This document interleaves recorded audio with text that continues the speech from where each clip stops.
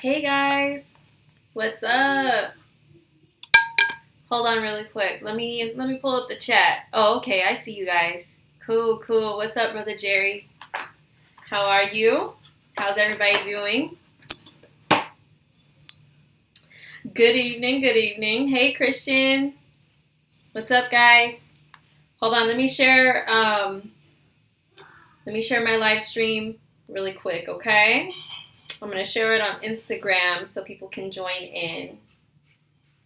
Just really quick, I'm going to share the link. How are you guys doing? How's Gemini season for everybody? Can you guys hear me good? I know last time there was so many problems, and I apologize so much for those. Oh my gosh. Hey, what's up, Claire? What's up, guys? So everything is going good, like with how I could be heard, like, and all that stuff. I know Brother Jerry usually lets me know. Cool, cool, cool. All right, so let's share the link on Instagram. While I'm doing that, yeah, I'm here to talk about the full moon in Sagittarius. So the full moon in Sagittarius is happening on June 9th, which is this Friday, which is 2 days from now. So I wanted to catch everybody before then to let you guys know how it's going to affect every sign. And I did look at the astrology, of course, and I pulled some cards, so we'll go through that.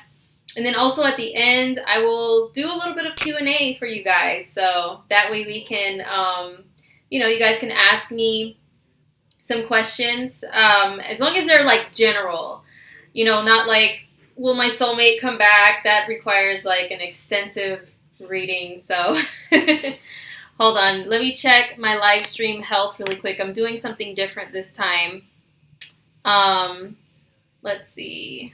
I'd set it up a little bit differently this time to monitor the health of the live stream. That way it doesn't like cut out, So, okay. You said there's no lag. Bad video settings. What is this? Okay. Use a keyframe. Okay. Yeah, I'm not sure what that's about, but I'll figure it out in a minute. So anyhow, okay, so I'm going to share the link of this live stream on Instagram, and then we will get started with what we're here to talk about. And also, today is Prince's birthday. My beloved Prince. I love him so much. He is a Gemini, but he also is a Scorpio rising and a Pisces moon, so there's a lot to love about him. He was a very special kind of guy. And I actually relate to him very much so, even from like when I was really tiny and Purple Rain came out, and I always wanted to watch it. And it would come on HBO all the time, and my mom and dad would be watching it in the living room. And I remember sneaking down the stairs in my PJs, like peeking my head around the corner, trying to watch. They'd be like, "Go to bed, this isn't for kids." And I'm like, but it's Prince. Like, what do you mean it's not for kids? I didn't understand. I do now as an adult, but lifelong fan right here. Love that man. So, yeah, happy birthday to him. Let me know if you guys would like me to do a video on reading his chart one day. I would love to do that. So he's an interesting person. We actually have a lot of our placements in common on in our charts. Like, we're both Scorpio risings, we both have moon in Pisces, and we both have Jupiter in Libra, we both have Venus in Taurus. So he's like a male version of me, I like to think he is, but also a soulmate, so yeah, I'm going to share my live stream really quick on IG, and then we will get started. So let's see. Yeah, there should be more people on here. Well, hey, I'm gonna share it. I'm gonna share it. So hopefully there'll be some more. If not, then you know what? You guys are my peoples. You guys are always coming through, and you're here. That's all that matters. So let me try to share it on Instagram, and see if we can get some more peoples in here. So somebody said there's a lot of things to decide. Oh my gosh. Crazy things to decide, Claire. You're talking about with the full moon?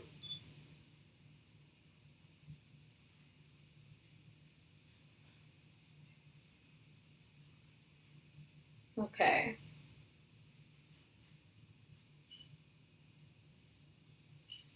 Just one sec.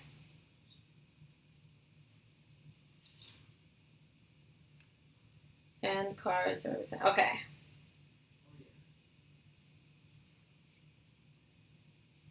Cool. All right. So, does anybody have any plans for like, oh, Prince video? Yes, girl. I've been trying to do one for so long. I did one actually I partnered with another astrologer on her channel to talk about Prince and his birthday or his chart and everything. And it was cool. I did it on Crystal Lynn's channel, the Cowgirl Astrologer. I don't know if you guys have ever heard of her, but she is another fellow Pisces moon. So we both got together on a Pisces moon, the night that the moon was in Pisces, and we talked about Prince and his chart. So, but I'm thinking of doing one and like dressing up like Prince, you know, and getting all my Prince like gear on, maybe, you know, some stuff like that. I did purple makeup today in honor of Prince and the shirt. My husband actually found this and he was like, "This is you," and I was like, oh, "You see, that's why I love you." So, anyhow, so let's get started. Full moon in Sagittarius. It's on Friday. And Claire is saying that the moon is telling her to let go of the past and you need to go and you need to grow. Claire, what is your rising sign? Do you know your rising sign? If not, what is your sun sign? Let me know. Okay. Cool. I shared it on IG. You need to know about a relationship, about Cancers. Oh, okay. Well, you know what, Christian? The Q&A at the end, I will cover some other topics, okay? So, anyhow, full moon in Sagittarius. First of all, and who is calling me right now? How about no? How about I ignore your call? Sorry about that. Okay, so full moon in Sagittarius. Full moons, what do they mean for us? I mean, of course, everybody sees them in the sky. They're huge, usually, like, you can see it very clear, and everybody knows that around the full moon, people's emotions get heightened, and, you know, the word moon in some other languages, like Spanish, is luna, or lune, or L-U-N is like a prefix, and so, think of the word lunatic. Where do you think that came from? Like, somebody acting loony, where did that come from? It came from the word for the moon, because everybody knows that around the full moon, you know, we as human beings, we are made of a good percentage of our bodies are water.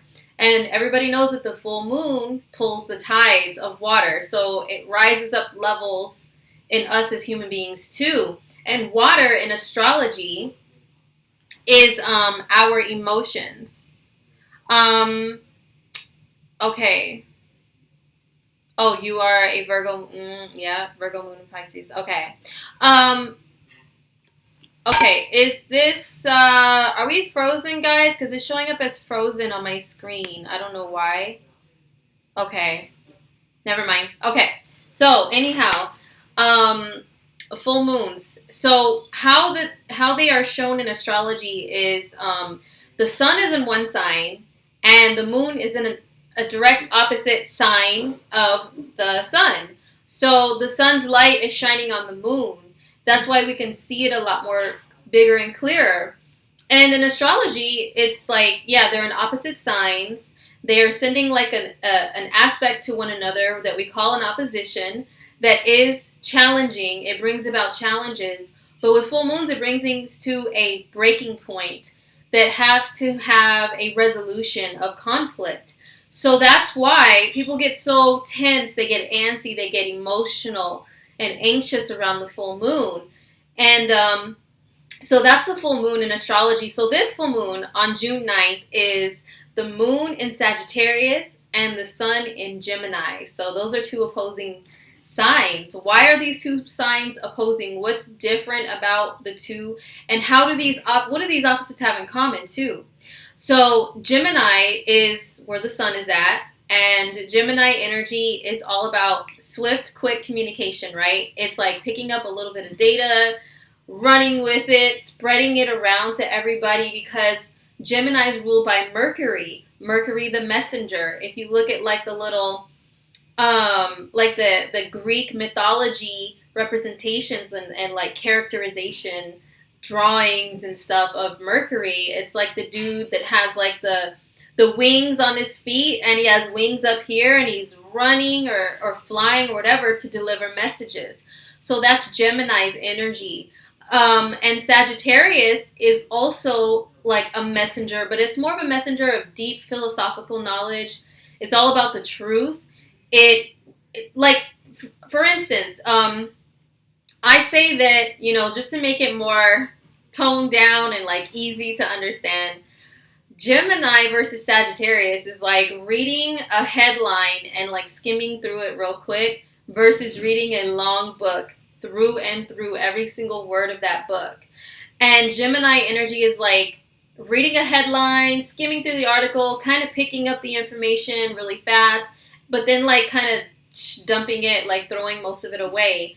But Sagittarius on the opposite end is like, you read a long book, you absorb all the information, and in return, because you read it in so much detail, you can teach it to other people and spread that information to other people a lot, you know, clearly, and you actually know, like you're knowledgeable for real about what it is that you are speaking about and teaching. So that's the difference between the two energies. So that's what we have opposing one another, that's creating a full moon. And not only do we have the moon in Sagittarius at the 18th, you know, when the moon is at the 18th degree of Sag and it's full, it's also in a conjunction with Saturn, okay? So Saturn is in Sagittarius, and Saturn, oh my gosh, if any of you watching are familiar with astrology, you know that Saturn's energy can be so heavy. It's like, it's the old guy, the old dad, the old teacher that's really strict, and he wants to teach you a lesson by making things kind of difficult for you. He expects you to do things for yourself and not have too much help, and you should do things step by step and by the book. You should do things how they've always been done. It's like, why don't you just follow the directions, you know?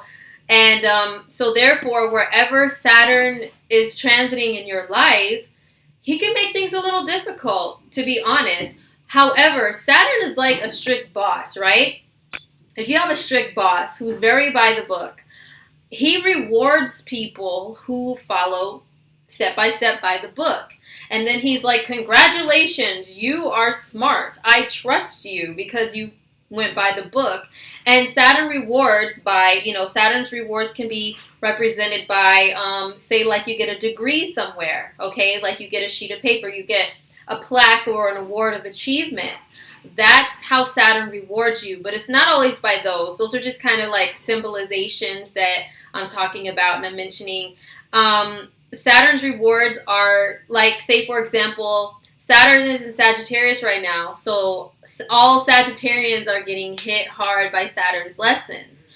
Saturn is all about maturity. So if Sagittarians who are getting hit by Saturn right now are doing things, you know, living their life in a mature manner, it's like Saturn gives you a call to responsibility. So if you're receiving the call and you're not hanging up on him, you're not ignoring his calls and just going and messing off somewhere, you're like, okay, Saturn, yes, okay, I hear your lecture, okay, you know, yeah, I'm taking it in, I'm doing what you're telling me to do.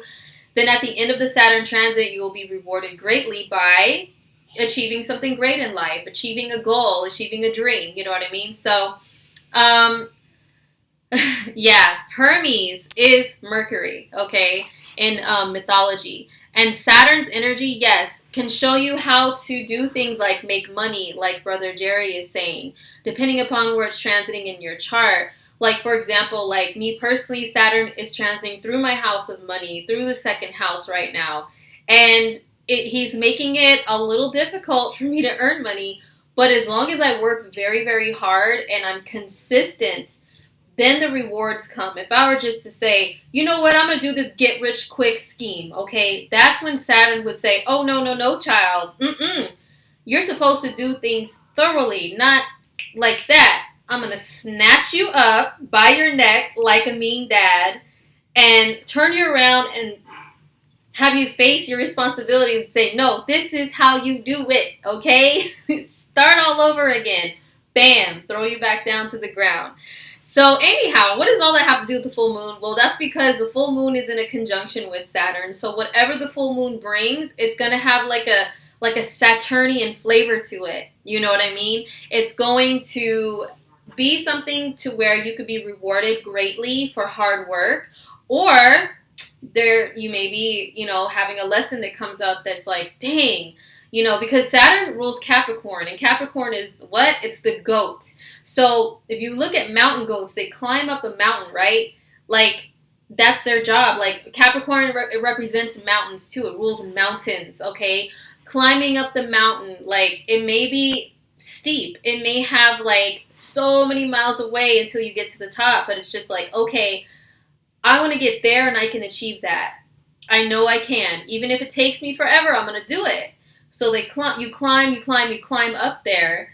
And sometimes, if you're not doing it correctly, you get knocked right back down to the ground, like by Saturn, to say, start all over again. And it's so frustrating at times, but you just have to take those lessons and say, yes, Saturn, I understand. This sucks, but I'm going to put my head down, keep on marching. Yes, Dad, I understand why I got a whooping. I understand that ass whooping.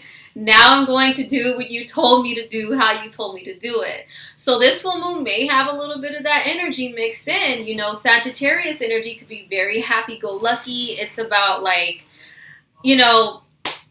reaching your goals. It's also about having optimism and faith that everything's going to work out in your favor. Sagittarius energy is about travel and, like, just going, woo! When I talk about Sag energy, that's always what I imagine. Woo! Because a lot of them act like that. It's like, yo, do you really not have any problems in your life? Oh, forget those problems. I'm just here to party. I don't have money, but I'm still going to find a way to travel or go to this concert or this music festival, That's how Sagittarius energy can be. But yes, it is about integrity. You're right about that. It is about integrity. Saturn and Sagittarius is definitely about integrity. And Sagittarius is about the truth. Whereas Gemini, I don't want to say Gemini is about the lies, but, because Gemini's watching would be like, oh my God, you hate Gemini. Blah, blah, blah, blah. No, but just being honest about just the energies, okay? Gemini, it can be about lies because it can be about just like blurting things out without having much backup of the information. You just take like 2 words and then run with it and say, aha, I know what this is. And then talk and talk and talk and talk to pretend like you know what's going on, but you really don't. But you're such a good talker that it comes off as, wow, they're really smart. But Sagittarius energy doesn't play that. It's like, did you go to school for that? Because Sag can be about college level education, higher education. It's like, did you actually read? Did you actually like learn something? Or are you just running off at the mouth, So those 2 oppositions are happening with this full moon. So how is it affecting each sign? Okay, so I will go through the signs by astrology and by the card that came up to let you guys know how the full moon is going to affect you. Now, keep in mind that this is a horoscope, not just for sun signs, for anybody watching that is not aware of that. It's for your rising sign, and if you don't know what that is, I always have below my videos like a link to where you can find your birth chart calculator. You can go see what's your rising sign, what's your moon sign even. So, check all of those signs, and yes, even though they may be different, they all still apply to you all at the same time. Okay? So, hold on real quick. Let me get my notebook really quick.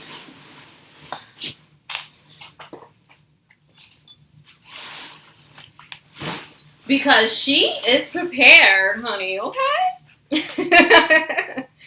All right, so how the Sagittarius full moon is affecting each sign. Let's see. Yeah, Sag could be a fun sign. Yeah, Gemini is one of the children of the zodiac. I would say the children of the zodiac are Aries through Libra. Like Aries through Virgo, actually. And then with Libra, it's like that balance between, like, you know, growing up and like childhood and adulthood. So anyhow, okay, let me make sure that the lighting's not ugly. I'm trying out a lot of new things right now, okay? So hopefully everything's working out good. So how is the full moon affecting each sign? Well, let me do one last thing. Hopefully I don't mess anything up. Hold on.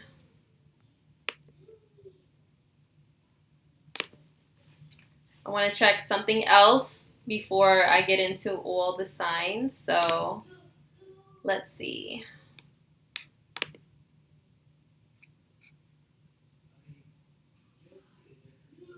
We had over 100. Oh, my bad. Okay.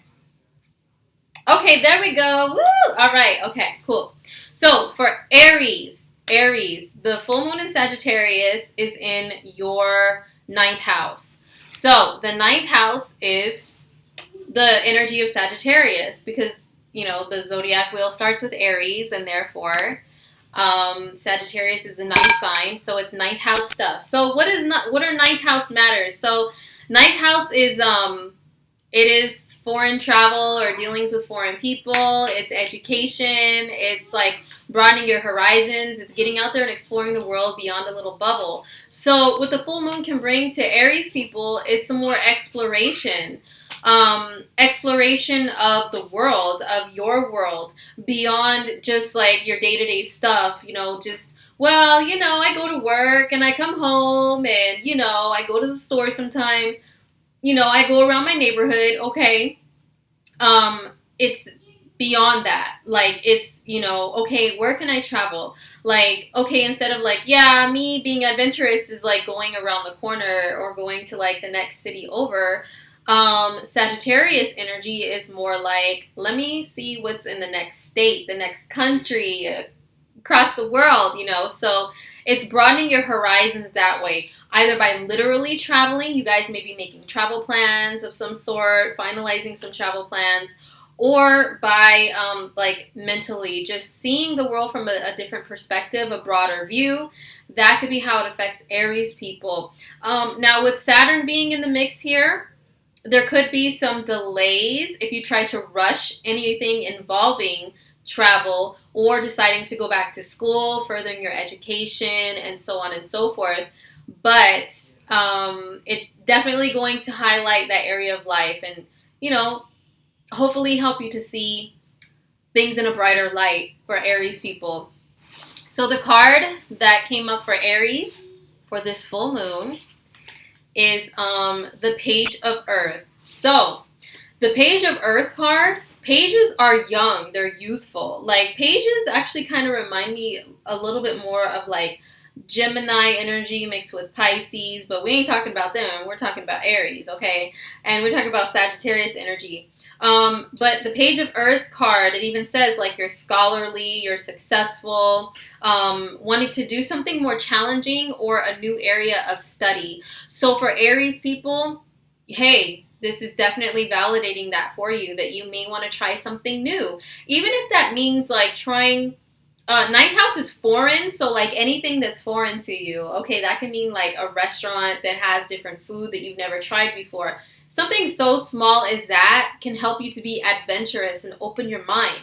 Go to like, you know, further away from home to explore things like that. Go to like a cultural center and explore another culture. You know, just something like that can be brought about with the full moon to where you have like an aha moment on like a broad scale or even like on a, you know, a smaller scale with how you see the world and how you see things. So that's for Aries.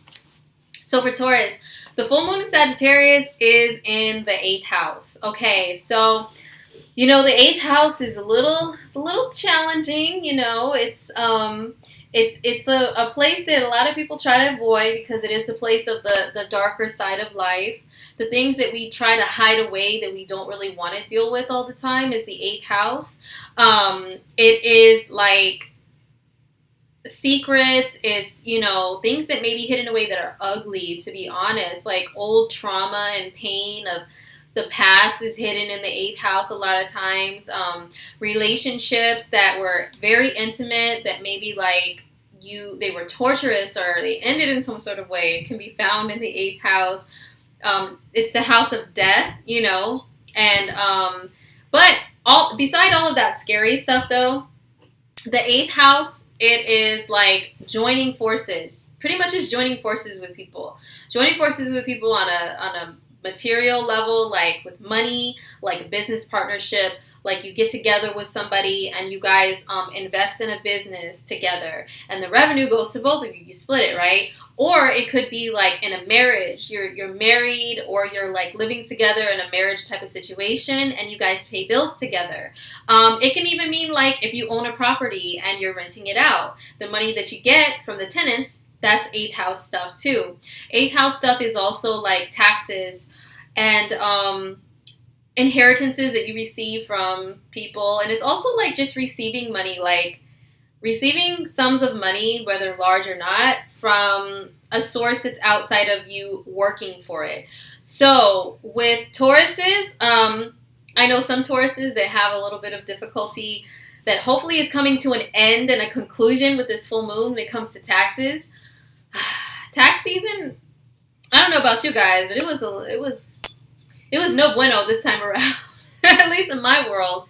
And I'm a Taurus, so hopefully I can end some things associated with that. But also, some Tauruses could be, bonding with somebody and trying to establish a relationship because the eighth house is deep, intimate bonds. But we have Venus in Taurus right now. And with Venus in Taurus, a lot of Tauruses, they feel like attractive and like getting out there and meeting people and dating and all of that stuff. So some of them may be trying to like not be single anymore. And with the full moon in the eighth house, it may open the door to like beyond the seventh house. The seventh house is like, getting to know somebody on a surface level. Like, I think you're cute, you're cool, whatever. But the eighth house is like, yo, what's in your soul? Like, I want to know what's really like in your soul beyond the physical surface. Ha ha ha ha. No, what are the ugly parts of you? You know what I mean? So, a full moon in the eighth house can like maybe break down that barrier of maybe like being able to open up to somebody and let someone through.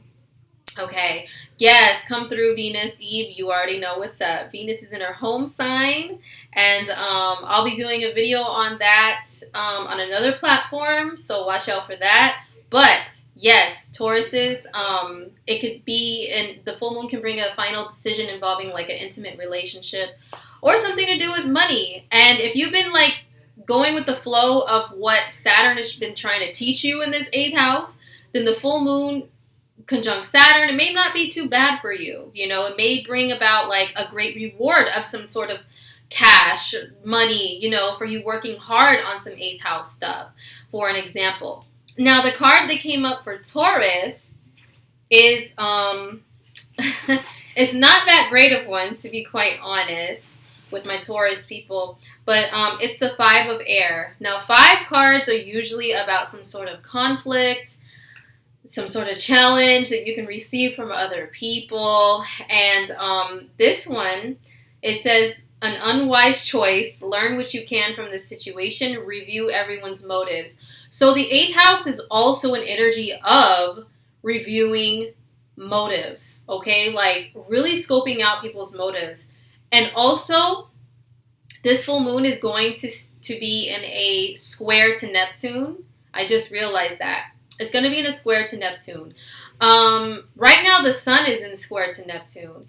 And let me tell you, like, people have been coming out of the woodworks that are shady. All the shady people are coming out right now. They really are, because Neptune rules deceit.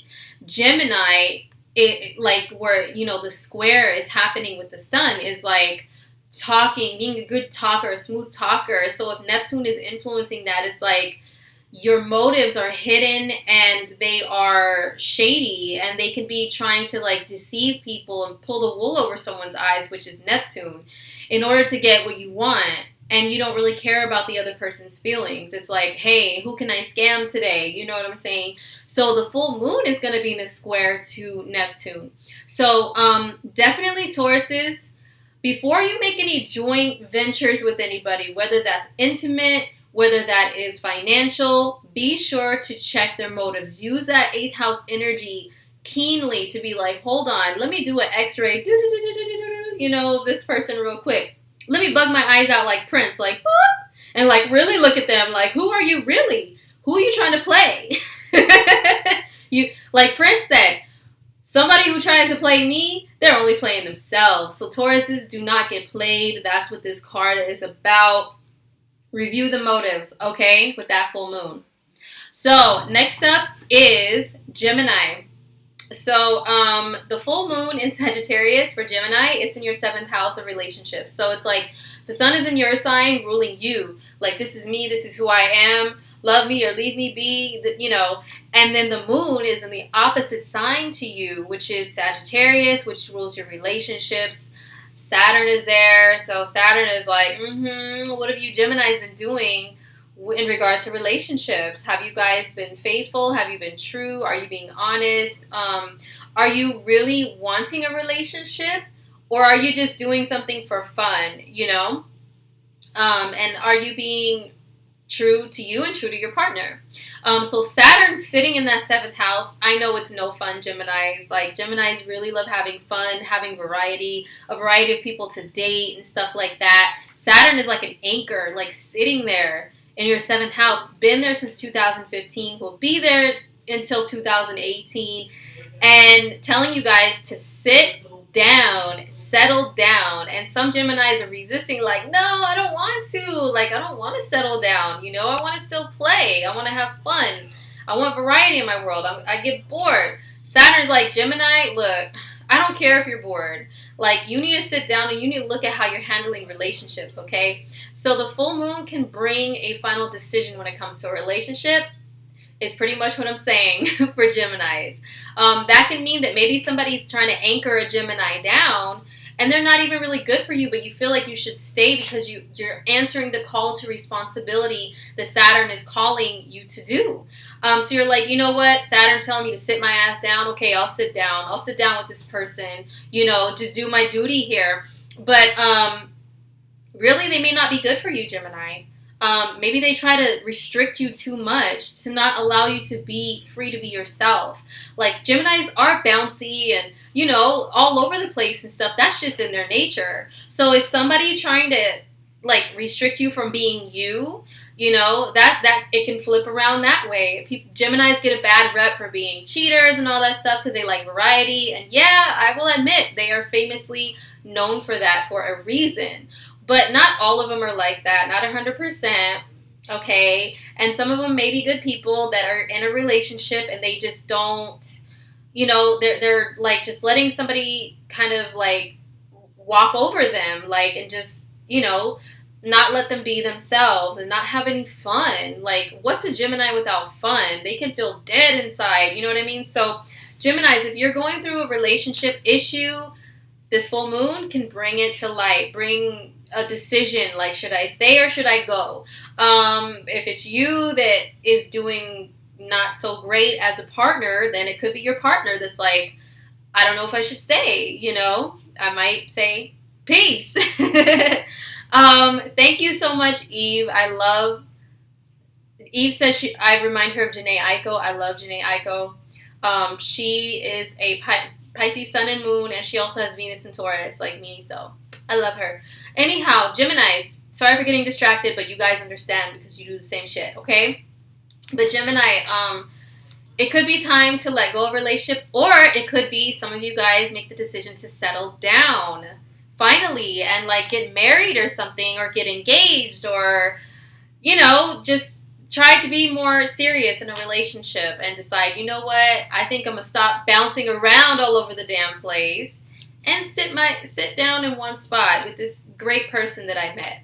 So, the card that came up for Geminis for the full moon in Sagittarius, it's not the greatest card, but I'll let you know the message that I intuit.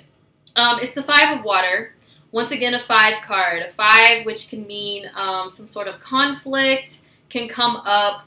And the message on the card says things not going the way that you hoped. And not seeing the positive of a situation and crying over spilled milk. So I feel like for any Geminis that are going through a breakup around the time of this full moon, it's just to let you know, like, Geminis, they usually aren't down for too long, though.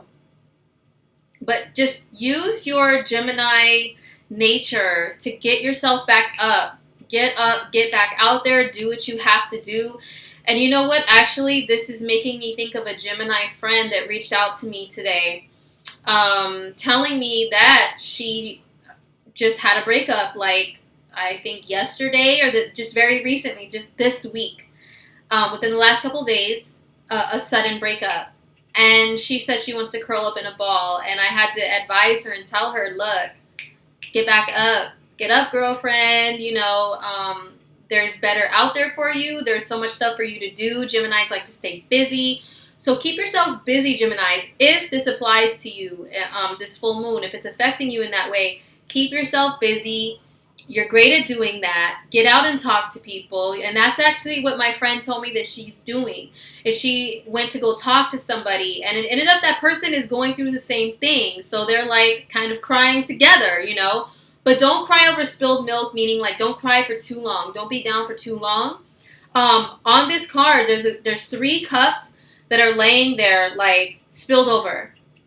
But there's only 3 out of 5. There's still 2 left. So the 2 left is reminding you to look at the bright side. You still have something left, okay?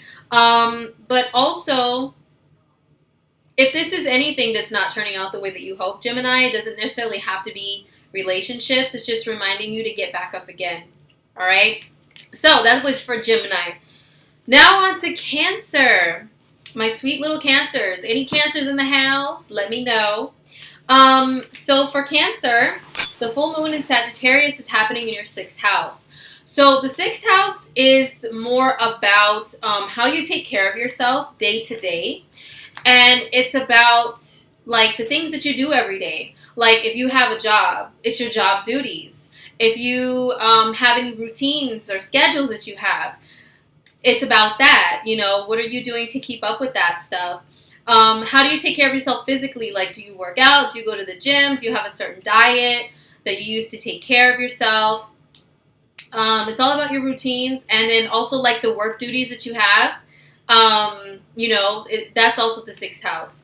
So Saturn's been hanging out in your 6th house, Cancers, asking you guys to do things like change your diet, start working out. And I know I have so many Cancers near and dear to me, and those things are not always easy for Cancer people, because Cancer energy is such about comfort and security that they can get caught up in, and Cancer is a sign of home and nurturing and nourishing. So they thrive off of being at home, being comfortable, and food, eating. Like, food is something else to Cancer. It's not the same as it is for maybe some other signs. Like, they love food. It brings them great joy to their heart and comfort and security and all of that stuff. So it's hard. It's hard for Cancers to get up and do stuff like that. Work out, have a strict diet and all that.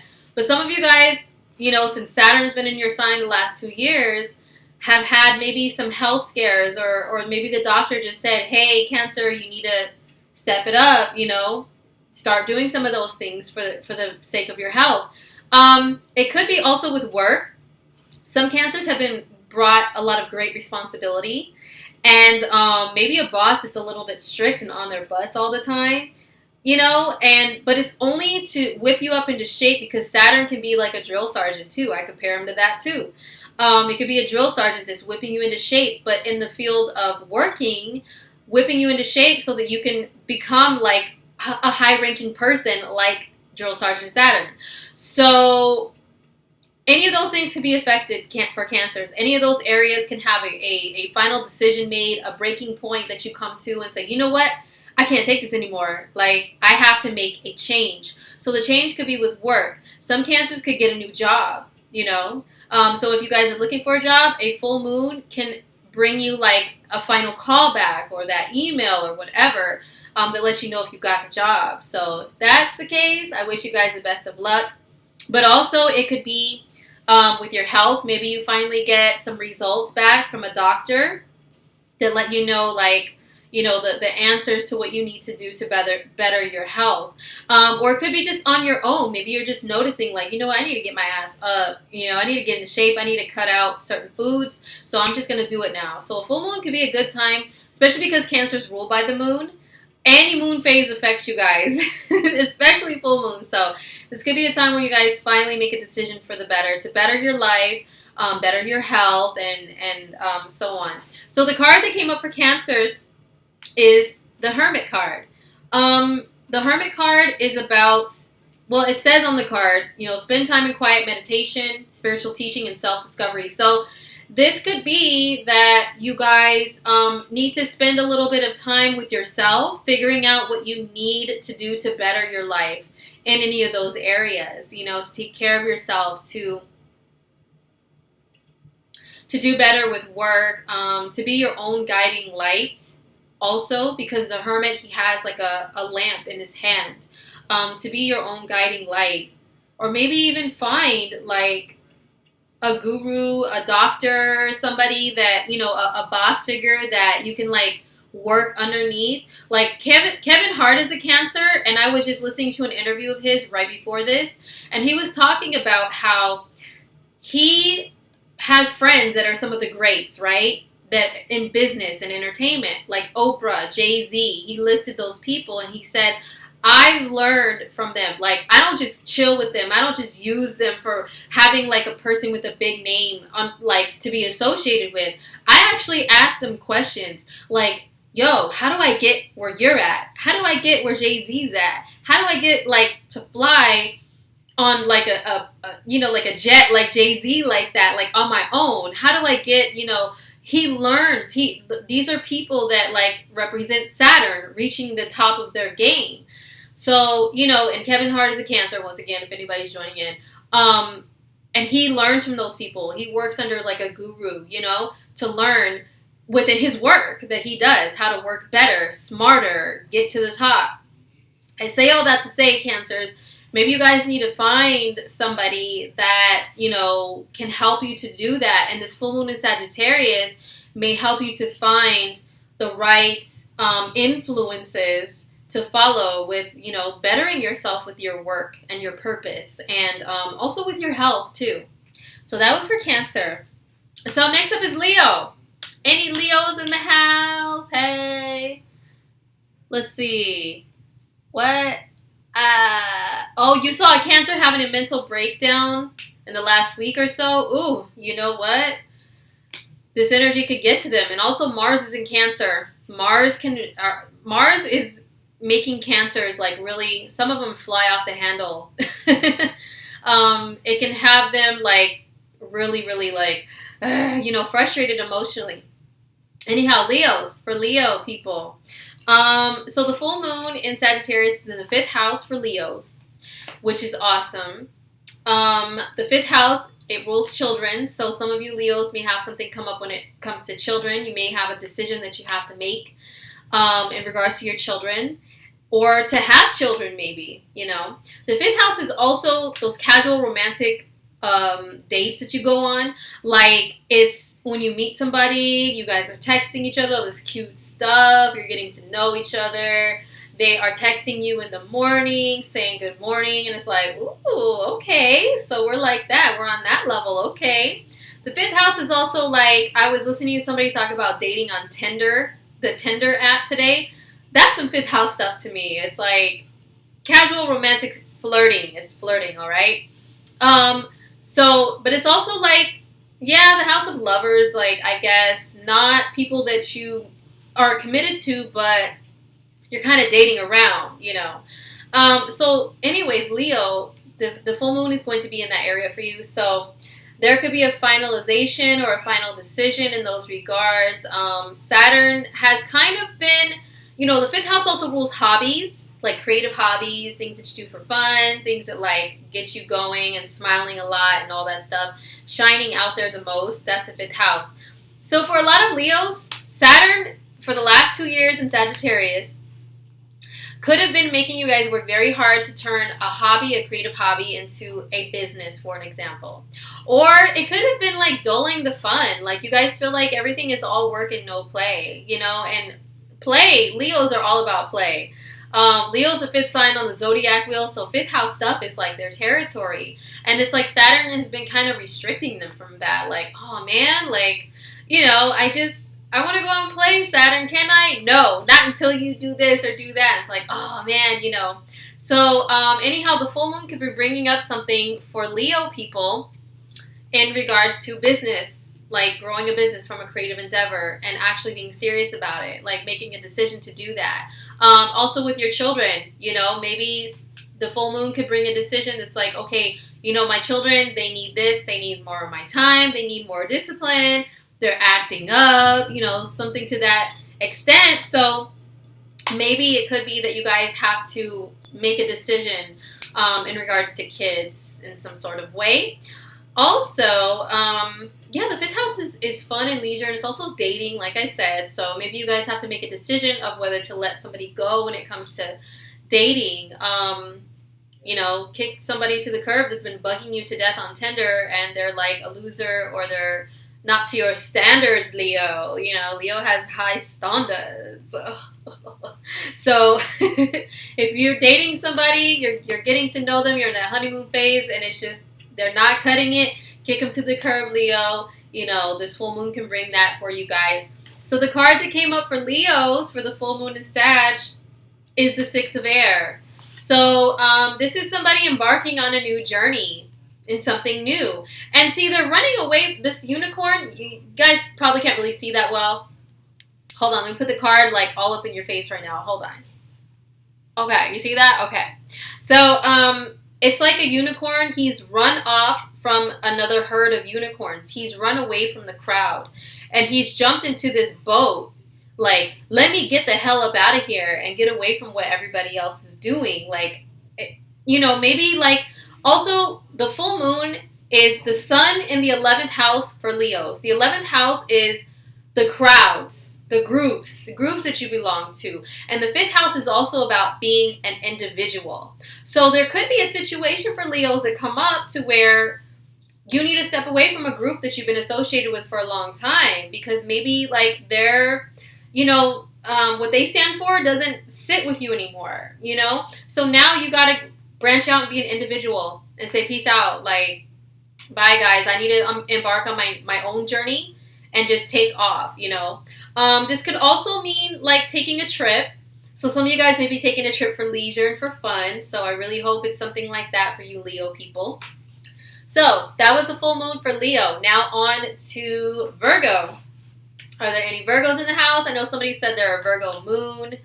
And the full moon for Virgo is happening in your 4th house of home and family. I know, joy, joy, joy, right?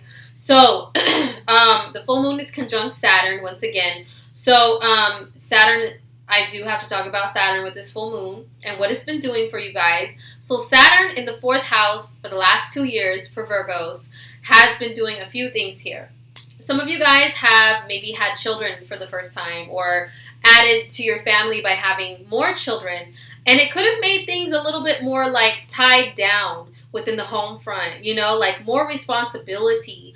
A lot of Virgos have had to step up and take care of family members, whether disabled or elderly.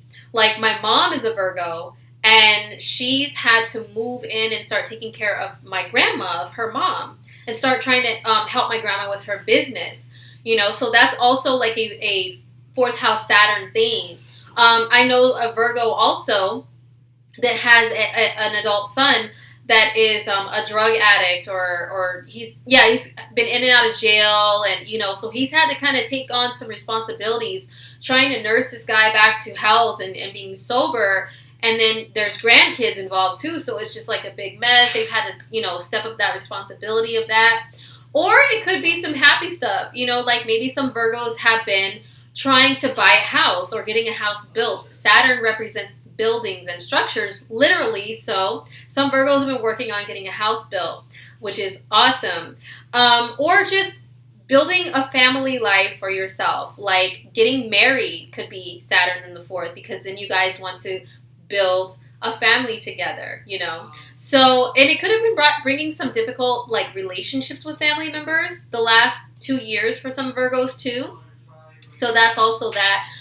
So the full moon is going to be in that house, bringing a final decision to any of those matters. Like maybe you decide to tell like a drug addict family member, look, you're on your own, okay? I can't do this anymore, all right? Because also the moon is going to be squaring Neptune. And Neptune's energy can be somebody taking someone's kindness and compassion for weakness. So there's going to be a challenge there, And the Neptune for Virgos is in your 7th house of relationships with other people. So there's that challenging aspect, like, is this person playing on my kindness? Even if they are family, their blood, it doesn't matter. Like, you need to stand your ground and maybe cut somebody off, cut the umbilical cord from somebody leeching off of you or mooching, even if they're family. Or it could be that maybe you guys make a decision of whether to move. Some Virgos could be moving after this full moon. So that is the full moon for Virgo. So the card that came up for Virgo is the 7 of Fire. Now, this is all about, like, this lady is on a dragon, this beautiful, colorful dragon, right? And fire cards are all about taking action. And this is the full moon in a fire sign, so you need to tap into that, Virgo. So it says defend your beliefs and your decisions and stand your ground. Like, stand up for what you believe in, but to choose your battles wisely, okay? So this can definitely mean, like, standing up to somebody in regards to family. Maybe you guys are getting a house built, and it's not like satisfactory. Like, there's something going wrong with it, and you need to let them know, like, this isn't the way I wanted it, okay?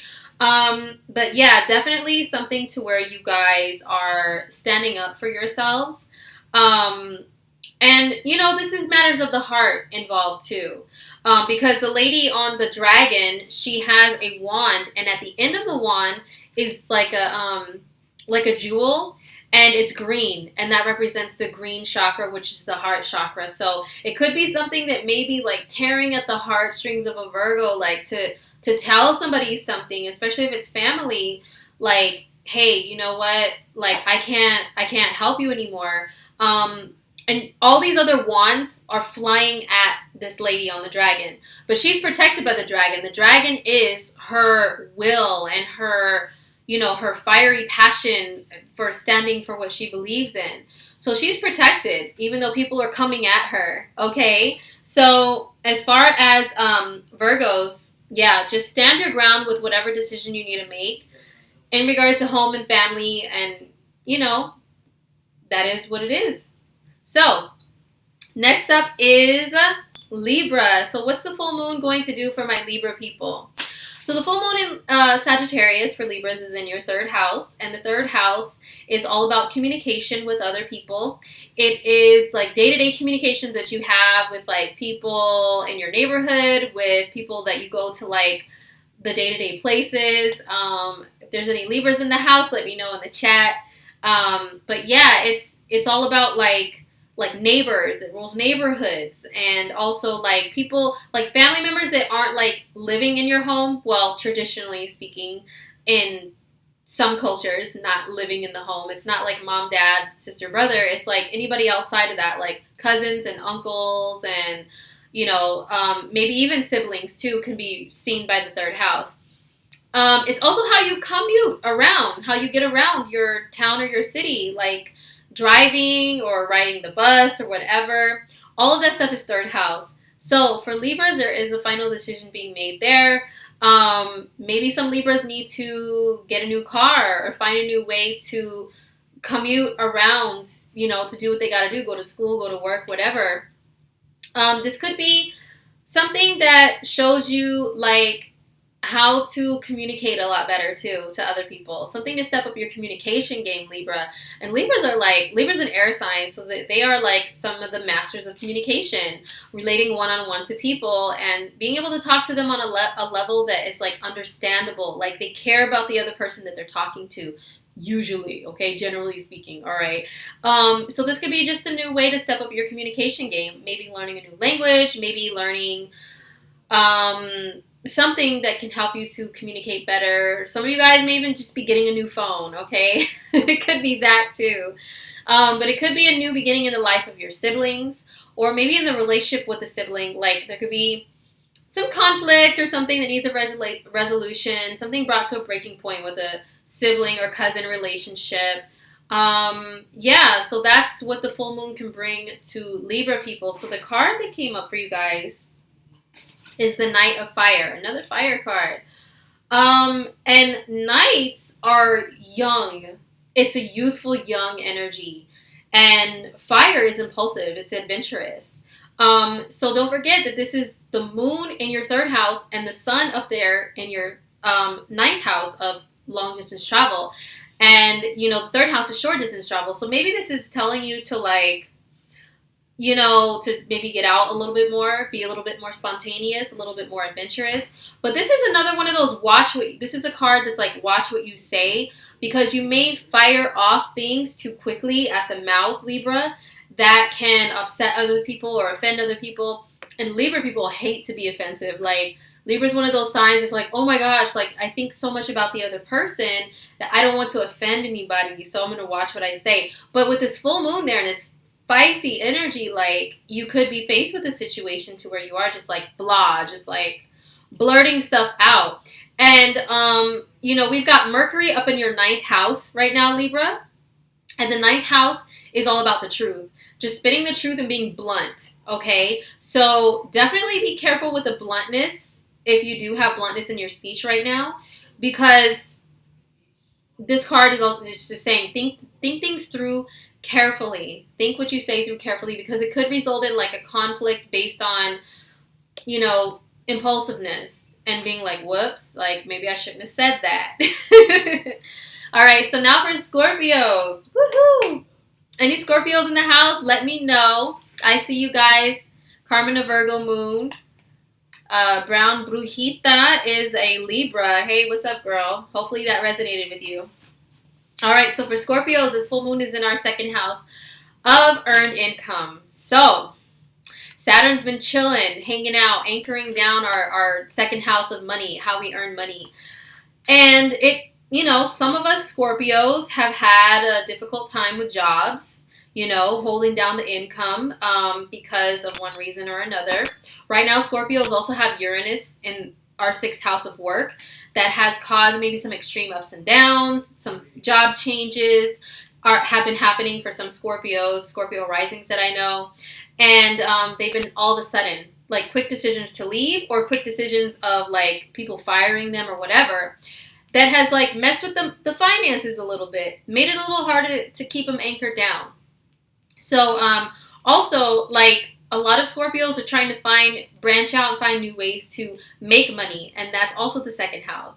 Like, how can I make more money? Should I take up a second job? Should I turn a hobby into a business? And Saturn is all about that business. So, you know, it's been a little bit of a rough time financially. But some of us are, like, building great wealth.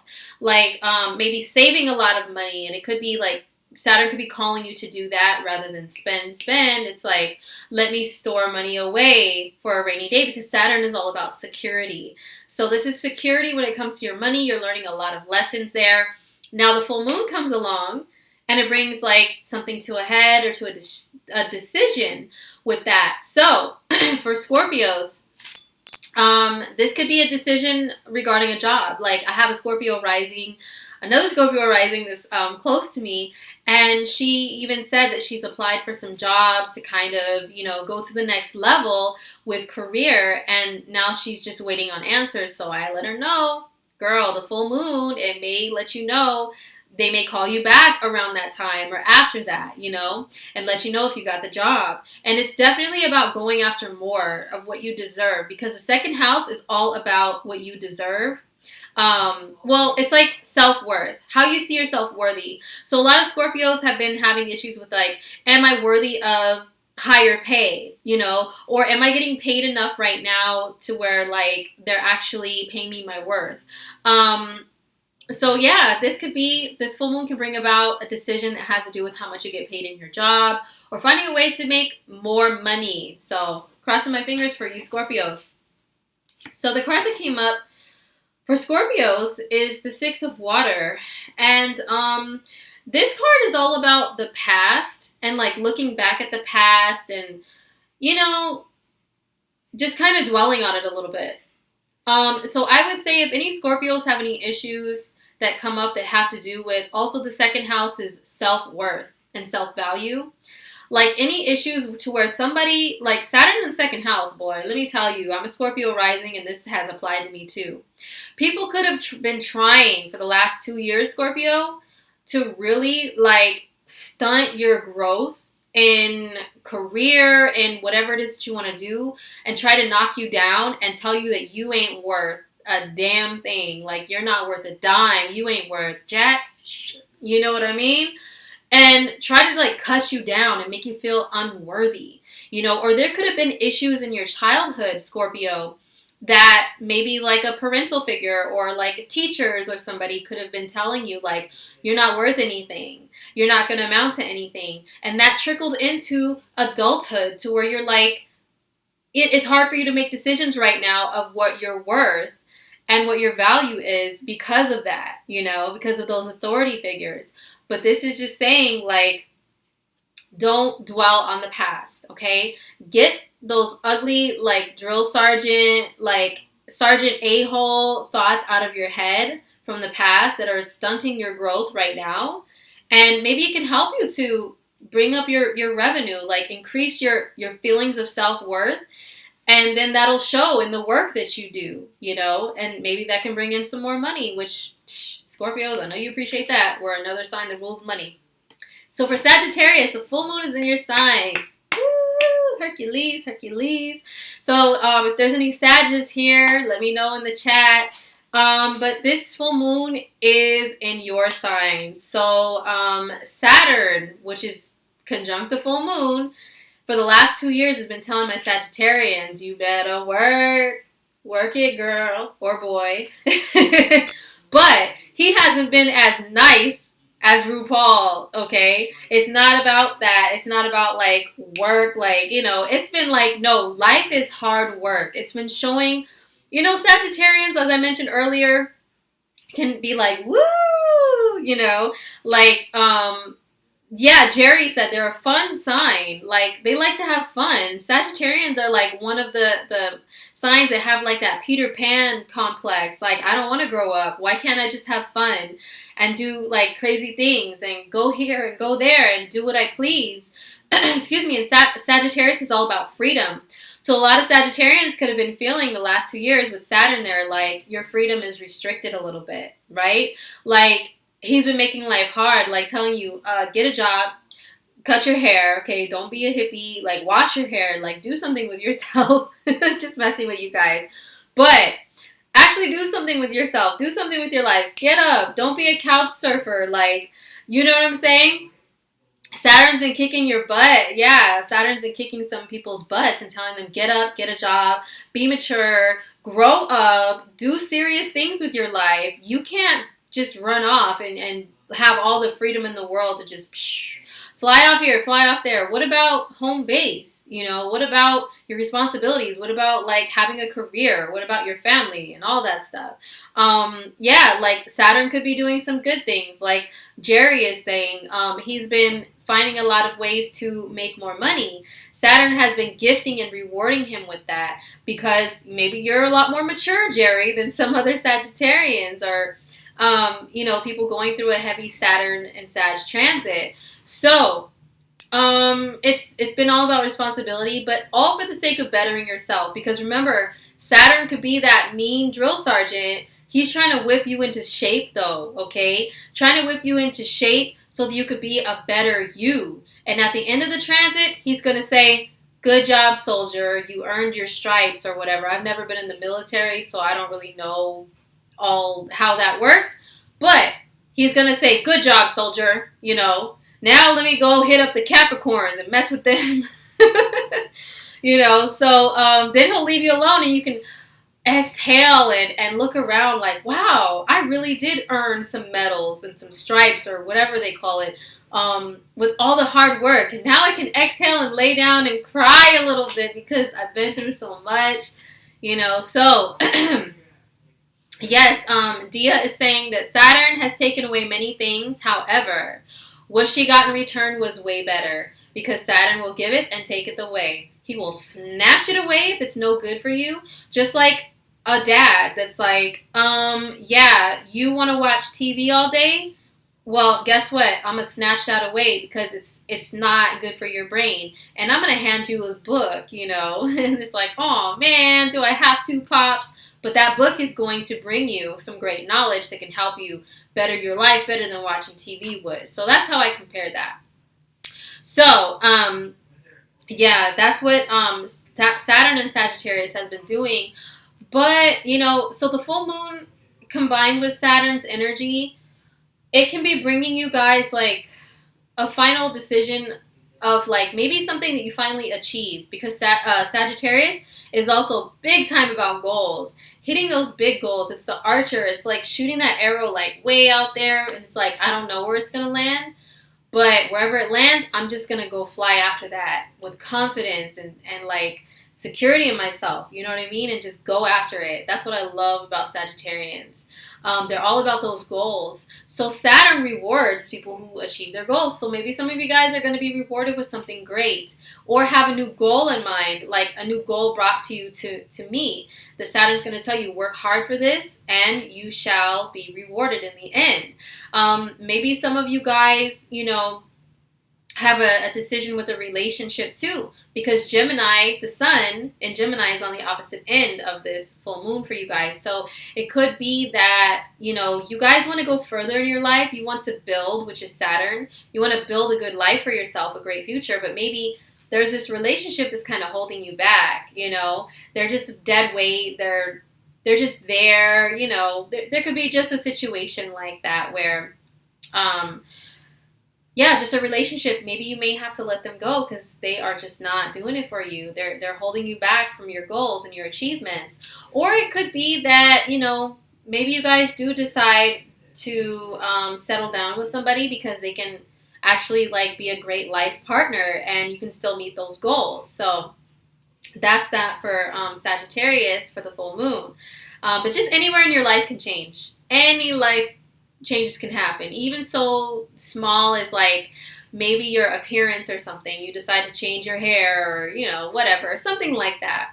So the card that came up for you guys, Sagittarius, is the Knight of Air. Okay. It says, speak your mind with confidence, seek out professional advice, balance mental and emotional considerations. So this definitely validates what I was talking about with the astrology of like balance and everything.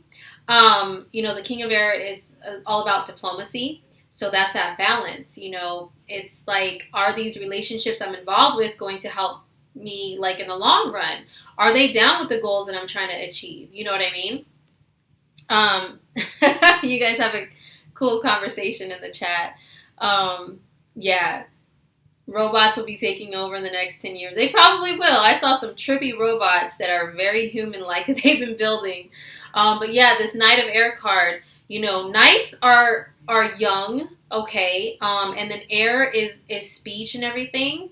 So maybe this could be like a new, setting forth on a new journey type of an energy that this card is talking about too. But see, it's not like a flying journey like the fire cards were showing. This guy is on a unicorn, but it's walking slow, and then there's people like watching them, like, oh, look at them walk by, ooh, you know. So, oh, actually, this is a king. I'm sorry, King of Air. So, kings are very, very mature. forget what I said in the beginning. Kings are very mature. They're very accomplished. So that's why everybody, all these unicorns back there are watching the other one walk by with this king. Like, wow, look at them. Look what they achieved. Like, this guy must be of a high rank, a high status, you know. Look at him. Just look, you know. So, and the king is like, ah, yes, it is I. He's not even looking at the other unicorns. He's just walking by, head straight, you know. Yes, I know. I know I'm fly. I know that I'm, you know, the top dog up in here. Okay. So this is all about achievement of goals. You know, coming up with some brilliant ideas towards achieving more goals. Definitely. That's for you guys, Sagittarians. So next up is Cappy. Any Cappies in the house? Let me know. And yes, shout out to the Sages that were commenting. I see you guys a little bit, although I'm still trying to talk, you know, at the same time. Yeah, so Dia is saying she's cut off a lot of people since Saturn has been around. Yes, I bet. Like, those people were probably just not, they're not with it. They're not with what you want to do, you know, what you want to achieve and accomplish. So get rid of them, girl. So for Capricorns, the full moon in Sagittarius is in your 12th house. And the 12th house is all about releasing old karma. Okay, that's one thing. It's taking the time away to kind of be with yourself and by yourself to really put life into perspective. But sometimes the 12th house requires a lot of looking back in order to do that.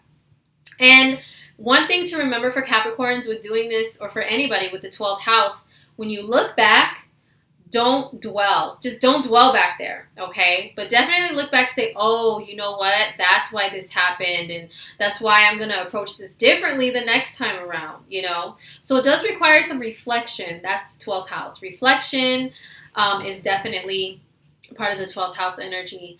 And taking time away to retreat away, like Capricorns, you know, just generally speaking about Cap energy, can be so, like, workaholic that they don't take time away, they don't take vacations, and they get stressed out. And Capricorn is a sign that rules depression. Saturn rules depression.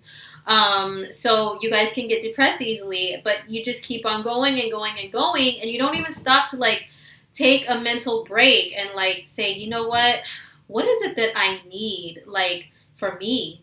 What do I need to do? Like, let me take a deep breath and exhale and, like, just chill and think about this stuff. You know what I mean?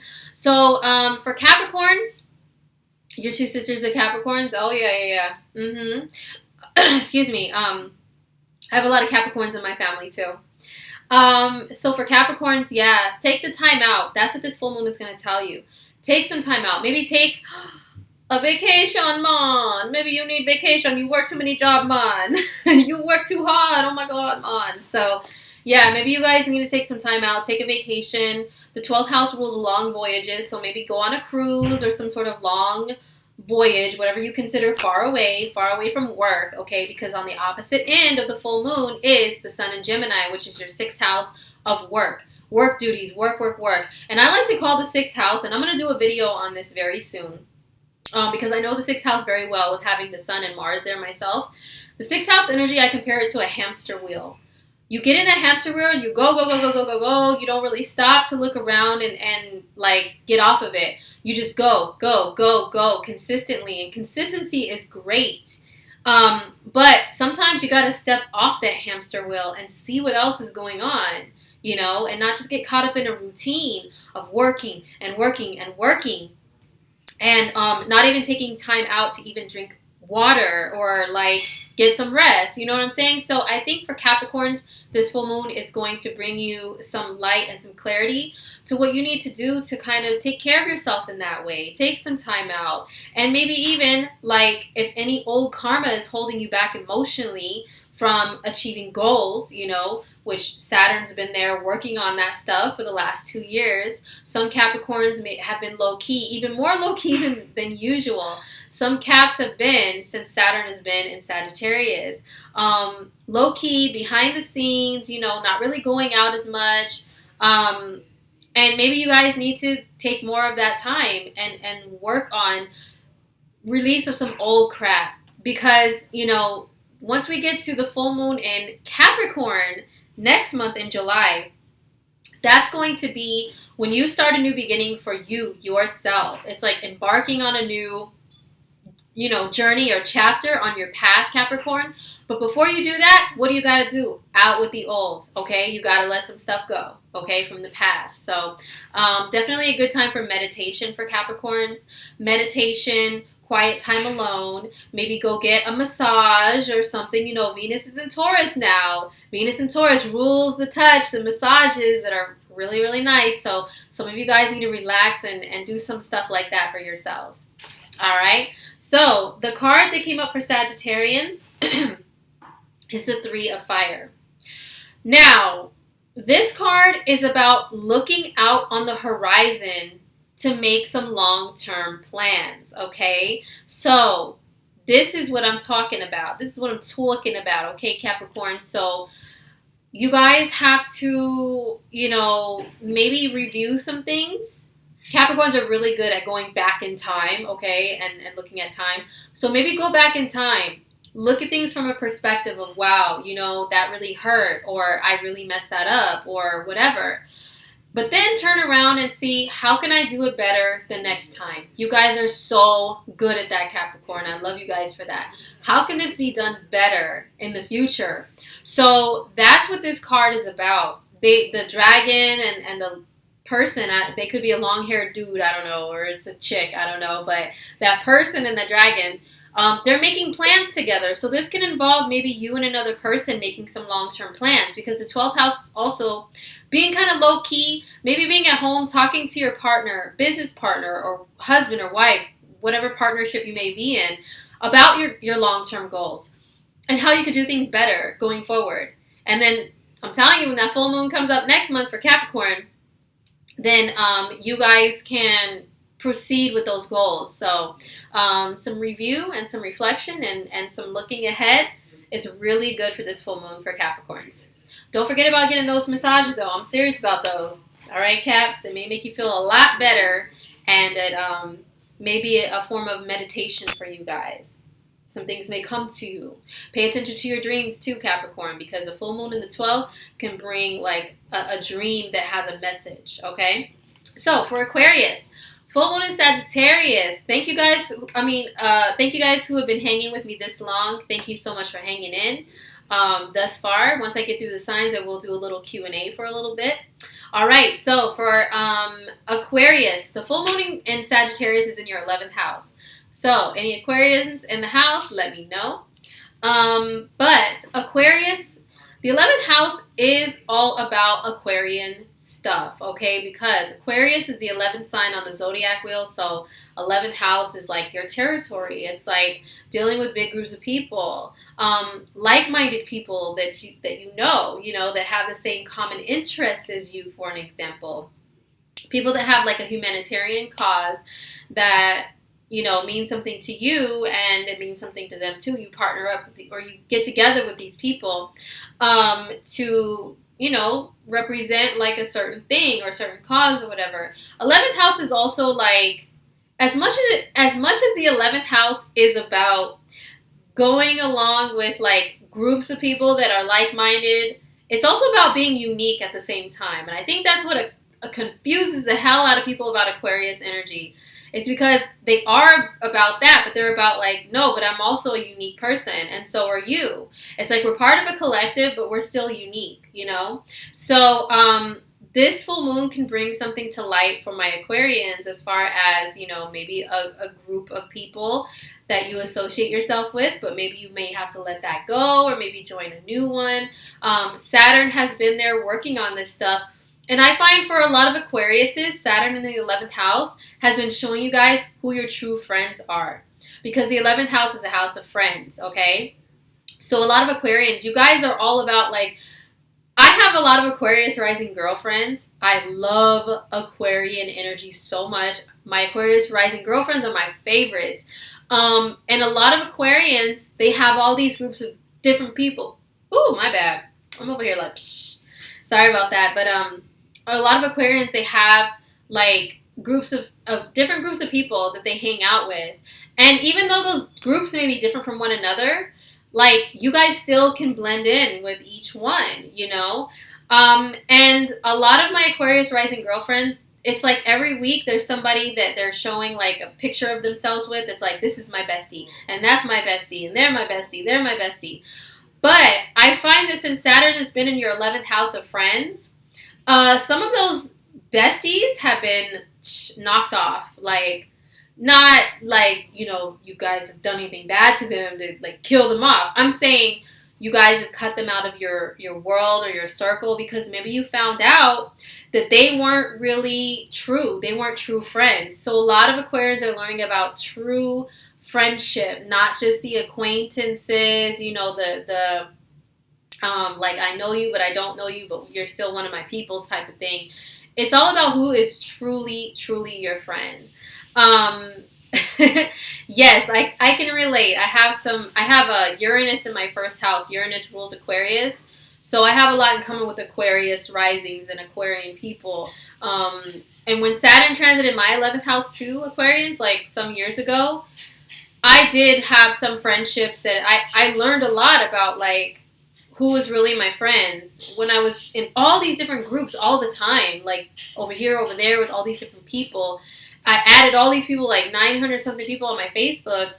And then after that Saturn transit through the 11th, I kind of stopped adding people. And I started looking at people like, no, who are you really? Like, do I really want you in my world, in my circle? Like, do I really know you? Do you know me like that? Do I want you to see all of my business and all of that stuff? So some Aquarians could be going through that with Saturn there. So the full moon may bring something to light and more clarity, and have a decision made based around friendships and groups. So hopefully it's not like a friendship has to end or anything like that, Aquarius. But even if it does, just know that Saturn is there, and Saturn will cut things off if it's not good for you, for the benefit of your future, okay? My rising sign is Scorpio, for Vanessa that is asking. So I have Uranus in Scorpio. I'm part of that generation that's getting a little old. So anyhow, for Aquarius, the card that came up for you guys is life experience. The message is written on the card. It says a significant life event, a powerful revelation that leads to change, and time to spread your wings. So definitely... Yeah, were you asking about mine, Vanessa? I don't know. I'm just kind of glancing in the chat while I'm talking at the same time. But anyway, life experience. So maybe you guys need to set out on some more life experiences to meet some more people and branch out. The full moon Sagittarius energy is all about that anyway. It's about exploring new territories, you know. So this could be with friendships and with groups, like finding new friends. You know, I know that Drake song, No New Friends, right? But maybe you guys need to figure out, you know, like maybe some different groups that you need to associate yourself with, or hold on, I'm looking at the card to kind of intuit some more besides the basics that are like written on here for you guys.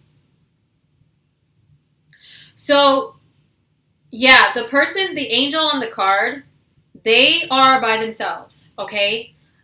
There's nobody else. They're by themselves, and they are exploring a new territory. They're looking up at this butterfly that's floating, and butterflies, I associate butterflies with Gemini because they just kind of float and then flitter away really fast. As fast as they flittered in, they will flitter away, right? And butterflies, you know, and Gemini represent curiosity to me. And yeah, also like as quickly as it comes in, it can leave. So I feel like for Aquariuses with this card, that this angel looking at that butterfly is kind of looking at people like, you know, are you really solid as far as like somebody I should let in my circle and let in my life? Are you really solid, or are you just going to fly away very fast like this butterfly, you know?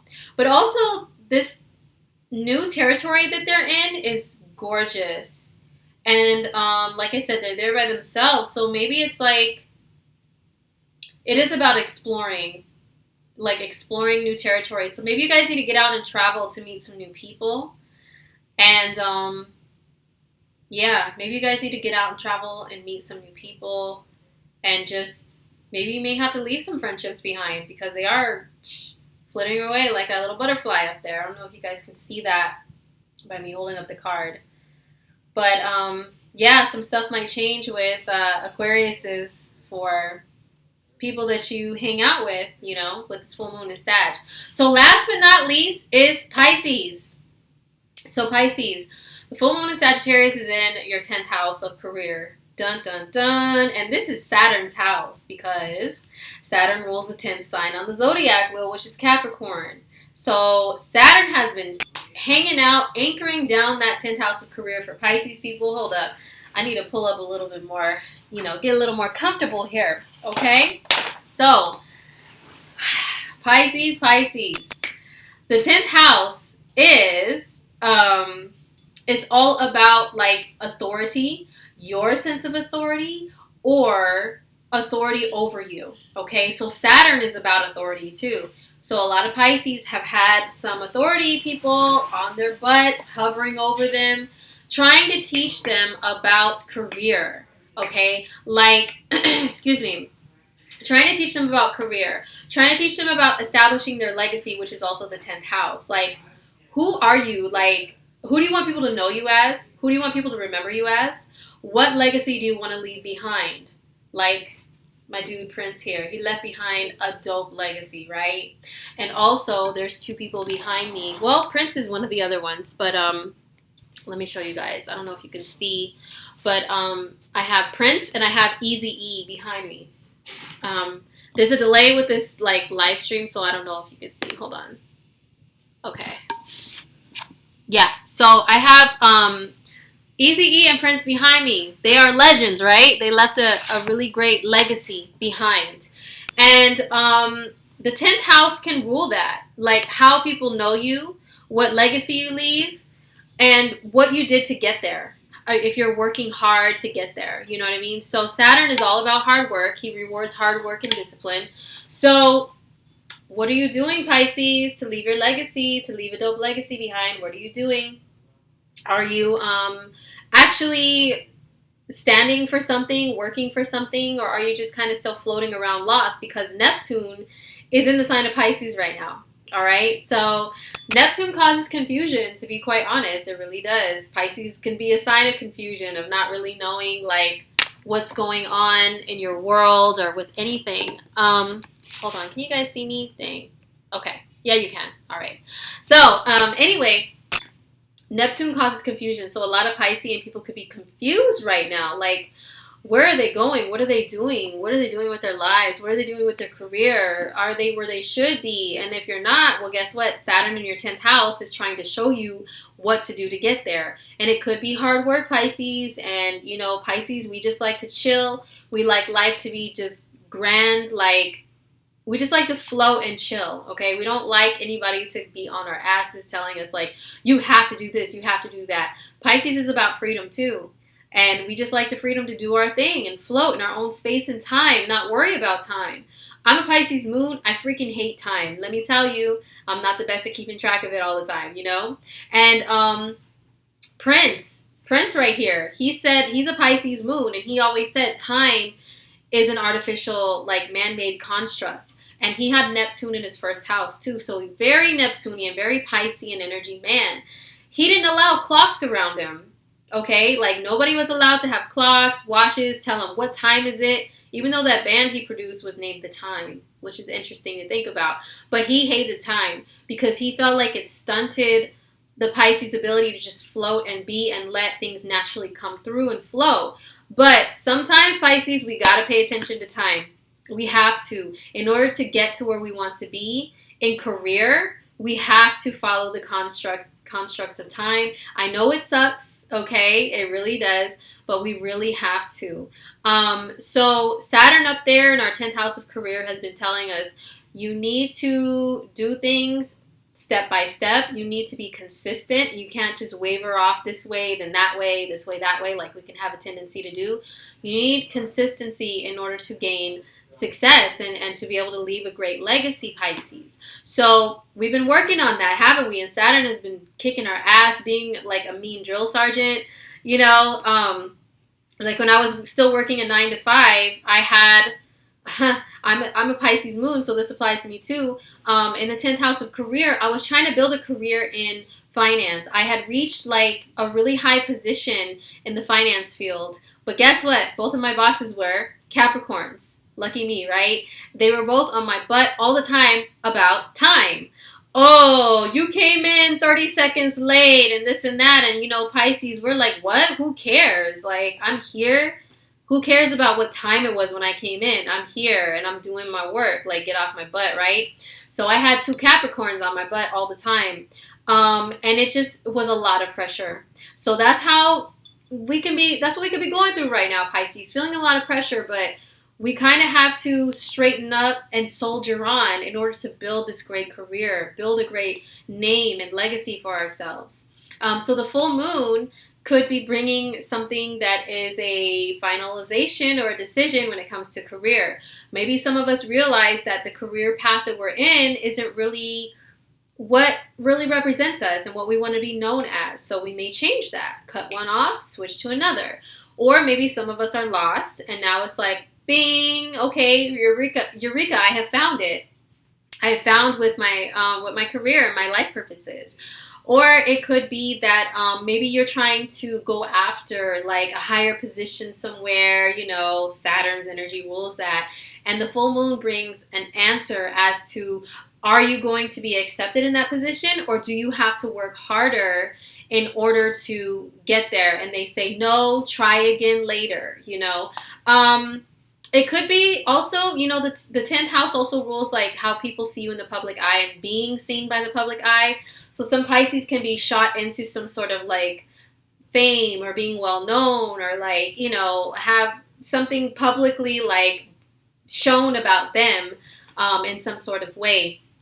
So yeah, Pisces, career stuff is like, it could be like make or break, like a final decision. So the card that came up for Pisces is the 2 of Water. Now, the 2 of Water is about relationships. It's not about career where the full moon is at. But I feel like at the same time, relationships with people can be very important to how we are working to advance in our lives and be known. So maybe it's like telling you that, maybe you're working very hard towards a career, but you can't forget about your relationships. This card is about forgiveness and positive resolution to a conflict as well. So, on the opposite end of this full moon is the sun in Gemini. And it's in the 4th house of our home and family life. Okay, so maybe there's something that comes up as far as career and whether good or bad, it affects our home life. And we just got to remind ourselves that, we have family, we have like maybe a relationship partner, somebody that we have an emotional bond with that we can turn to for support. And they're there for us and not to forget about them, okay? Because it can be easy to forget about home and relationships when you're working so hard. So don't forget about those relationships. They are there for you, Pisces people. And maybe there could have been a conflict with an authority figure. And maybe you guys resolve that too because the 10th house is authority. So, that was the card for Pisces. So that was it for the full moon in Sag. Now it's time for some Q&A. I will be taking some questions from you guys regarding just like general stuff. Like I said before, if it's like, will my soulmate come back and all that stuff, I can't really answer that. That requires an intuitive reading that is only like me tuning into you and not to a live broadcast. So definitely hit up my website for that if that's something that you desire. But yeah, just some Q&A about astrology, or if you want to talk about anything else other than astrology, depending on the topic, maybe I can answer some of those too. So what's up, guys? What's going on? Let me look at the chat really quick. Let's see. Okay. So, Brother Jerry, you're retired. Brother Jerry, you look pretty young in your profile picture, but I think I saw back here earlier in the chat that you said you're 48 or turning 48. So, based on your photo, you look pretty good for your age. So, clap, clap, clap. Let's see. And somebody says that, Carmen, you're working with the homeless. That is awesome. That's awesome. So, Carmen, what's in your chart? Pulling cards for the Q&A, I'm not the best at pulling cards live, to be honest. I'm more like I have to intuitively, quietly tune in and not have anybody else's energy buzzing around me to interfere with the messages that I receive. So that's why I usually pull cards like before a broadcast or before a reading, so I can just be like, you know, be centered and have no other buzzes around me, because I'm super receptive to energy, and it can cause distractions and interferences. Also, you're 43. Okay. And you're half Asian. That's awesome. My husband is Asian, and he's in his mid-30s, and he looks like a teenager. So, yeah, lovely. And he's also a Gemini moon and Venus, so Gemini energy stays young. Gemini stays young looking. Virgo tends to stay young looking. Also, if you have Saturn in your first house, a lot of times those people don't really age fast. They age gracefully and slowly. So, yeah. Any questions from anybody? Any astrology questions about your sign or anything like that? I can try to pull some cards for Q&A. It would give me good practice to do so. So, if there's not any questions that come up, guys, I smell some food cooking out there, and I'm going to go out there and see what's going on, because, you know, Venus and Taurus. Taurus is all about food. Venus is about food, so, you know.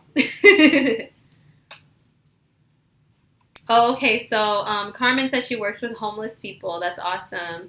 So Carmen has Sun, Jupiter, Venus, and Mercury in Pisces. Yes, girl. That is definitely some great placements for having the sensitivity to work with homeless people, because Pisces in the 12th house actually rules homelessness, from what I find in my studies, because it's like being lost out in the ocean, and like you don't really have stability in your life, you know.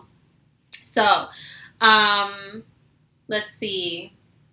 Where can you learn more about aspects in astrology? The aspects, Brown Brujita asks. Okay, aspects in astrology, you know what? I know the aspects were, when I think back to learning, they were a little bit challenging to learn. Honestly, the way that I learned personally was more by participating in astrology groups on Facebook that are open to questions from beginners, because you can ask questions, and then a lot of people that are astrologers or astrology buffs will give their insight and give some like real deal answers, more than just textbook stuff, about what the aspect means and how it plays out. So definitely, like, if you're not too shy to do that, find some groups online, astrology groups, and ask there. But other than that, yeah, of course you can Google, you can read books and stuff like that about the aspects. But if you want, and some people, they learn better like that, rather than like just talking to people. But if you want real deal answers, definitely talk to other like astrology buffs and get some answers from them. Okay, so let's see, Brother Jerry, Neptune, wait, no. Carmen asked about Neptune retrograde. Okay, so Neptune retrograde is, so Neptune is like a fog machine, right? Imagine this fog machine, just wherever Neptune transits in your life. It's not clear at this time. Like, it's not always the clearest. You don't really know what's going on. Things can be hidden. You could be prone to deception in that area because you don't see it clear enough. But when Neptune goes retrograde, I find that that's when that fog machine is turned off. And now things start coming to light. Oh, okay. Now I see this area of life a little more clearly. During Neptune retrograde in my 5th house, where it's at right now, I did find out some things regarding my children that I was like, wow, okay, like I didn't know this about you, but now I know. Also, I've had an instance where I was in a relationship that was very Neptunian, so much Neptune and confusion and deception there in that relationship, but I didn't see it. Then when Neptune went retrograde, I broke up with the guy, and then it's like everything started playing back to me like a movie. You know what I mean? Like, I started seeing it so much more clear. Like, oh, wow, why didn't I see that before? So that's what Neptune retrograde in a nutshell can, represent. So, Jerry, you want me to pull a card on, you're doing an a cappella song and video on the 9th for fundraising. Okay. And Lamin's jewelry. Okay, I'll get to your question too. So Jerry, you're doing an a cappella song and a fundraiser on the 9th of... Oh, so on the day of the full moon. Okay. All right. Okay, so for Jerry, how is that going to go for Jerry? Let me try to tune in for you, Jerry. So how is the a cappella fundraiser performance? Sorry, I'm not going to look at the chat for a minute so I can like intuitively... Okay. Card flew out for Jerry. Okay. All right, so Jerry, the 5 of air came up. Okay, so you can't always take the message that's literally written on the card as literal what needs to be like said about the situation. It says an unwise choice. Learn what you can from the situation. Review everyone's motives. And I think you said you were Taurus rising, Jerry. And this card came up for Tauruses, okay? So I would say to just... I don't like to... I'm not going to say don't do it. But definitely review the motives of any other people that are involved with doing this fundraiser thing. With fundraisers, I don't know. Maybe because I'm a Scorpio rising, I'm like, like, I question where the money's going to go. You know what I mean? I question stuff like that. Are the people involved, are they really going to put the money where it belongs? Like, I like to look at the back end and the backstories on fundraisers and all that stuff before I decide to participate in any stuff like that. Like, I would rather kind of donate to, like, a person personally sometimes, so I don't know. But definitely check out everything involved with the fundraiser, I would say, to make sure there's no shady and shystiness going on, because remember, this full moon is in a square to Neptune, so, that can equal some deceit, possible deceit, or something along those lines. So definitely just review everything, be cautious, and then make a decision of should you still participate in this. That's the advice I would have to give based on this card. All the heads of these unicorns that are involved are like going in different directions. Their eyes aren't even really looking at each other. So there could be some people involved that maybe you don't see eye to eye with, or you guys have different motives or different like visions for things or ideas about the situation. So just make sure that all of that is legit. It's going to be on YouTube. Interesting. So is it being broadcasted live on YouTube, or are you recording it and putting it on YouTube? That's what I would have to say. Just check out everything, All right, so somebody else had a question. What does it mean as far as career? Okay, hold on. Let's see. You have Jupiter in the 7th. Hold on. You have Jupiter in the 7th at 0 degrees. What am I, Elmer Fudd? 0 degrees Aquarius. Your 8th house starts at 1 degree. Which house does it influence the most? Okay, so for Lamin's jewelry, for your question. Now, me personally, I use both whole sign and I use Placidus, and I find that they both apply. So I would say that it would influence both of those houses, both of those areas of your life to have, hold on, let me hook up my charger from my laptop really quick. Hold on. Okay, so it would influence both houses to have Jupiter there. It would have influenced your 7th and your 8th houses. And let's see. I think you had another question. What does it mean as far as career for Aquarius, Sun in the 8th, conjunct Mercury? Okay, Aquarius, Sun in the 8th, conjunct Mercury. You said you're a Cancer rising. Oh, for career.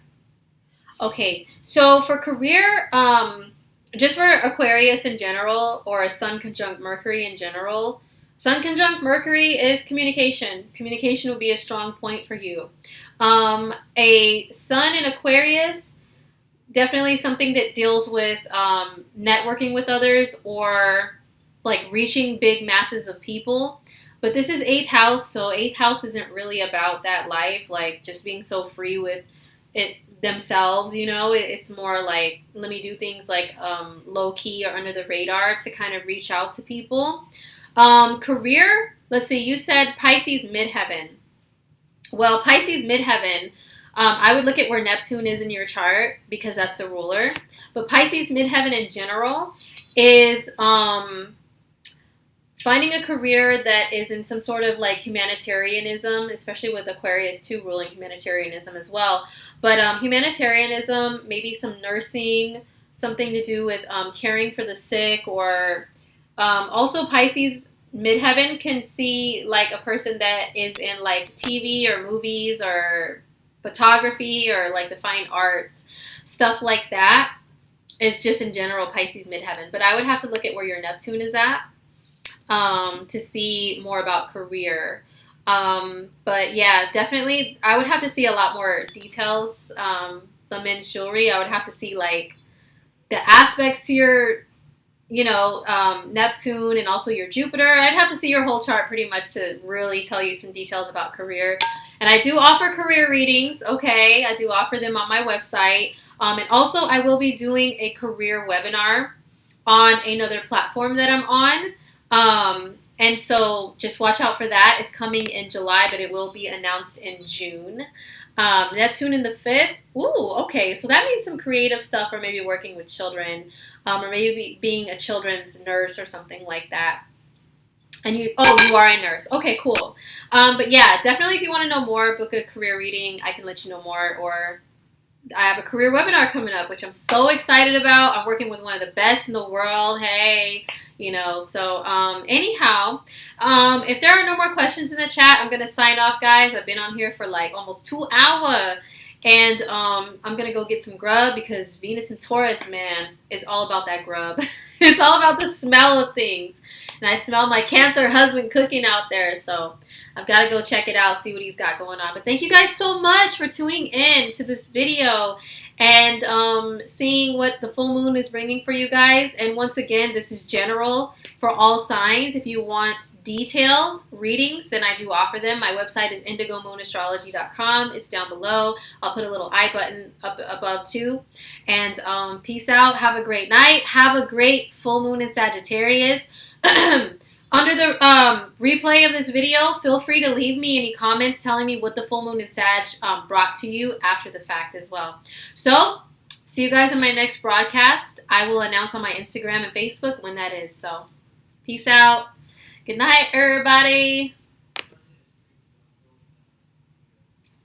Okay. Signing off.